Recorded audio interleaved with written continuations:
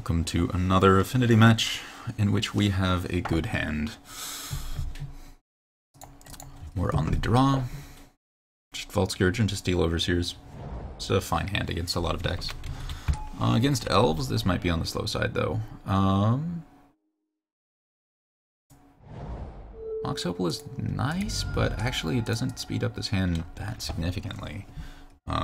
It's not allowing us to double spell meaningfully on either turn 1 or turn 2, which is somewhat unfortunate. This might not be Elves actually, this is Ponza. Elves doesn't run Arbor Elf, Ponza does. Given that it's Ponza, it was a pretty big mistake to lead on the Inkmoth Nexus, because now he can Stone Rain it. Oh well. We still play Darksteel Citadel and a Steel Overseer this turn.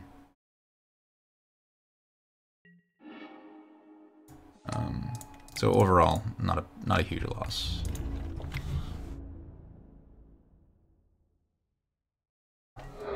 Things I might have noticed if I was less tired and not talking into a microphone. Oh well. Tireless Tracker. Oh, that's pretty cute.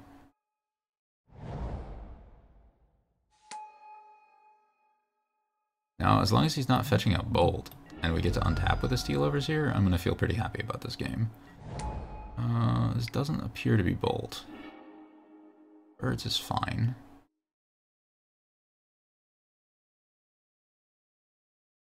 I think I care about non-poison than poison this game, so I'm going to play Blinkmoth, Drum, Overseer, and put a counter on the Blinkmoth. And attack with the Vault Scourge.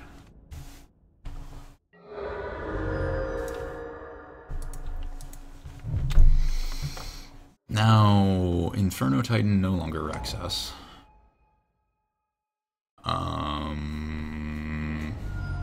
Actually, Inferno Titan is pretty nasty. I'm not going to say that it's good. Definitely not something I want to see. And it looks like this is Inferno Titan. That's unfortunate. I mean, we're not totally wrecked because it only kills a Steel Overseer. But it is a pretty... Ooh. Killing the Vault Scourge. That's interesting.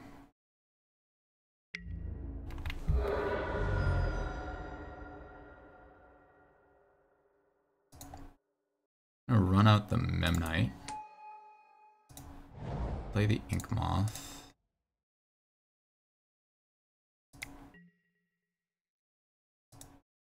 Animate both. Activate both Overseers. And attack with the Blinkmoth.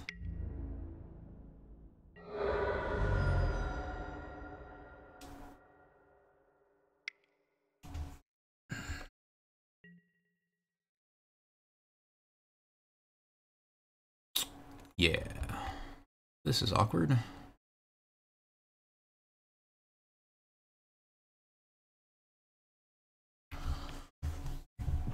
Inferno Titan, good card. So now he attacks us for potentially like 11, putting us down to 6. And then we're sitting here with 2 Steel Overseers. Not good, not good.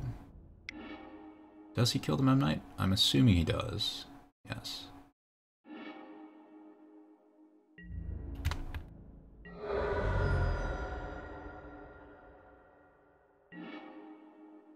Okay, so attacking is no longer valid. And don't have a particular reason to play a Darksteel Citadel. So I'll sandbag it in my hand to make him wonder about a Galvanic Blast, I guess. Because why not? Maybe there's value there. And I hold back the Steel Overseer so that I can trade with the Titan if he decides to attack. He didn't crack a clue. That has to be a mistake.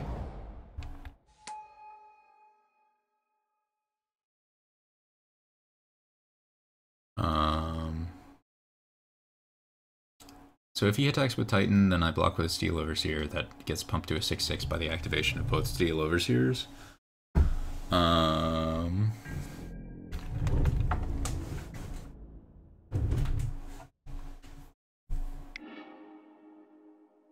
he can pump this.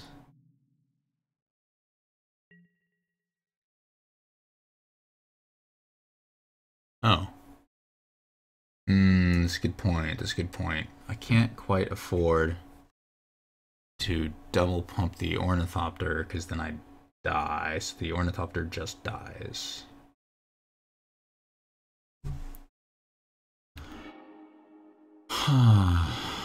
If I let this through, if I block this, it trades. So I have to block here and take 6 down to 5. And his guy grows faster than mine at this point. Yeah, this is not looking good.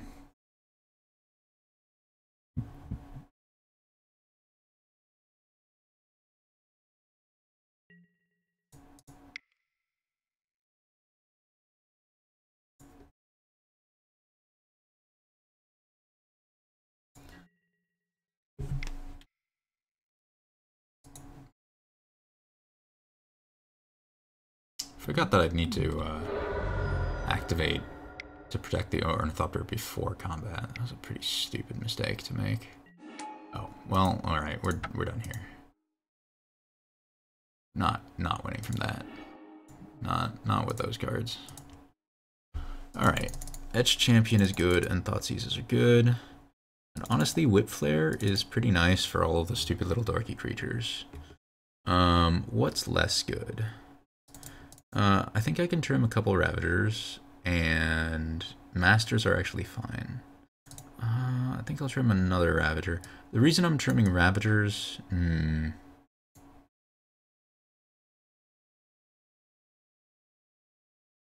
How much do I want Galvanized versus Whip Flare?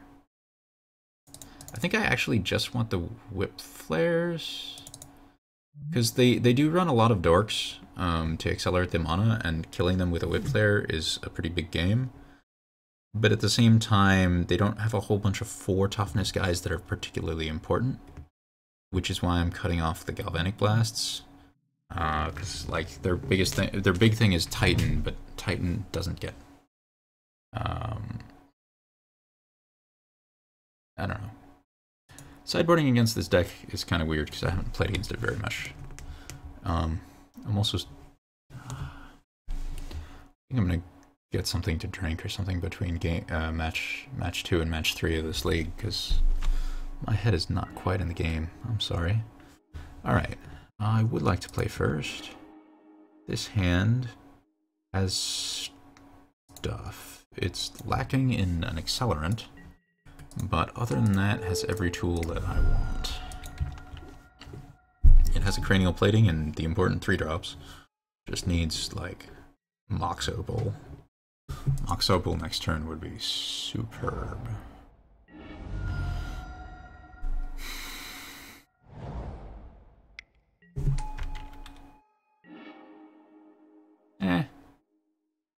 That's still pretty good. For the sake of mana efficiency, I think I'm going to run out Cranial Plating. Even though playing the Signal Pest would give me slightly more damage in the short term, the fact that this deck can hate out lands as well as it does makes me inclined to go for the more mana-saving play.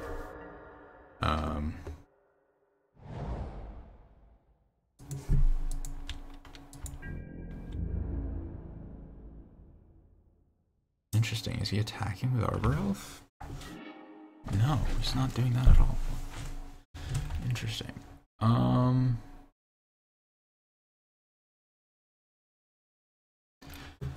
Alright, so I'm definitely going to play a 3-drop here. Playing Etched Champion or Master of Ethereum. If he's on the Sweeper plan, or if he's on Creeping Corrosion, both are bad. If he's on Ancient Grudge, Etched Champion is slightly better, but not significantly better. If he's on red-based removal, then Master is better. I think this is enough reasons to go for the Master this turn, and go for Etched Champion, Cranial Plating next turn. I'm also pretty sure this deck is going to be leaving in Blood Moons post board, just to shut off the Blink Moths and the Ink Moths. Okay. I don't think he's got removal this turn, because he would have shattered the Master. So he doesn't. I don't think he has Garage. He might have Shatterstorm or Creeping Corrosion. I wouldn't put it past him to be on Shatterstorm, in which case, well, we'll kind of get owned, but always going to get owned by Shatterstorm. Yep, this is Shatterstorm. Well, hate cards are good, turns out.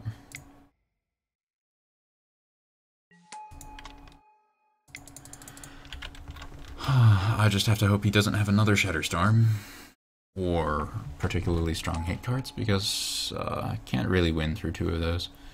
You can't slow roll artifacts too much. This is where Thoughtseize would have been real nice. Grudge, yeah.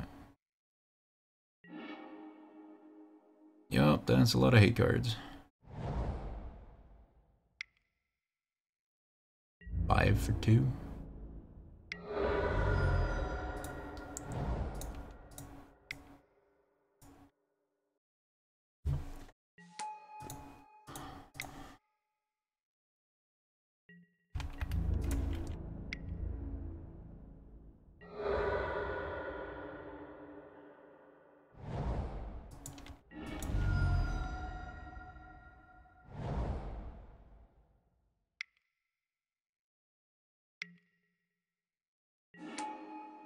Yep. All right. Well, that was a lot of hate.